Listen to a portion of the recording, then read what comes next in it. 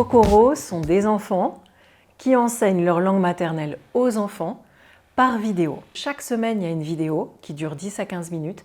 Il y a un parcours pédagogique et l'enfant va voir la vidéo 3 à 5 fois par semaine, puis passer à la vidéo suivante, puis la vidéo suivante, etc. Moi, j'ai travaillé dans des grandes boîtes pendant des années, pendant plus de 18 ans. À un moment, j'ai eu, on va dire, un accident de la vie, trauma crânien, commotion cérébrale. Il y a eu un reset en fait au niveau du cerveau. Et là, je me suis dit que j'avais envie de mettre ma vie au service de quelque chose qui avait vraiment du sens pour moi. Et pour moi, ce qui a vraiment du sens, c'est l'éducation, les enfants et le monde qu'on est en train de construire.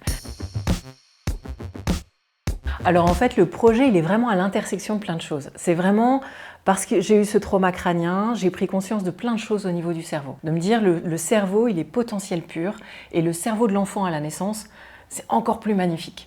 Et ce potentiel du cerveau, comment est-ce qu'on le nourrit aujourd'hui et comment est-ce qu'on peut faire? Et du coup, je me suis intéressée, comme j'avais des jeunes enfants, au cerveau des enfants, en me disant, et eux, comment ça se passe?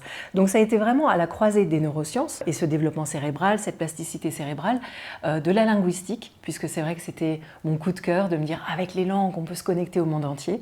Et puis après, Montessori. J'avais vraiment une passion pour Montessori, en me disant qu'elle a réussi, c'était il y a 100 ans en arrière, mais elle a réussi à montrer le potentiel de l'enfant, qui avait des périodes sensibles et que ce potentiel, il pouvait être nourri. Où je me suis dit, mais en fait, c'est ça qu'il faut faire. C'est des enfants qui parlent aux enfants, qui enseignent leur langue maternelle. On va rentrer dans un apprentissage très émotionnel, de cœur à cœur, d'enfant à enfant. Et c'est là que la magie, elle peut opérer.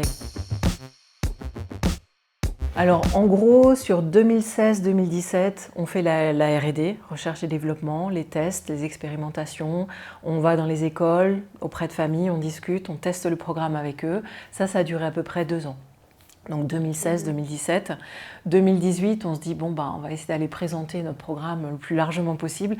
On va au concours Lépine à Paris. Déjà, c'est incroyable, on est sélectionné pour exposer. Donc là, déjà, on avait tout gagné, on était tellement contents. Et puis après, il se trouve qu'on a remporté la médaille d'or Innovation pédagogique, médaille d'or au concours Lépine en 2018. Et puis après, ça s'est enchaîné. 2019, récompense à Londres, 2020 à Dubaï. Enfin voilà, ça s'est enchaîné. Puis aujourd'hui, c'est plus de 200 000 enfants qui suivent le programme. Alors les petits profs, comme on les appelle, les Kokoro Kids, ils ont entre 4 et 12 ans. Parfois ça va jusqu'à 3 ans, 3 ans et demi, mais en gros il y a 5 minutes de plateau, 5 minutes de shooting, et puis après on s'arrête là parce qu'on voit que c'est stressant, toutes ces caméras, toutes ces lumières, etc. Pour moi, c'est vrai que quand on a eu ces premières reconnaissances, ces prix de l'innovation, on a eu plusieurs, à chaque fois je me disais, mais est-ce que c'est vraiment légitime ? Et en fait, l'innovation, elle a finalement une définition assez large. C'est-à-dire que l'innovation, c'est aussi retravailler des codes qui sont déjà autour de nous, parce que la majorité des choses sont déjà autour de nous, sont déjà existantes.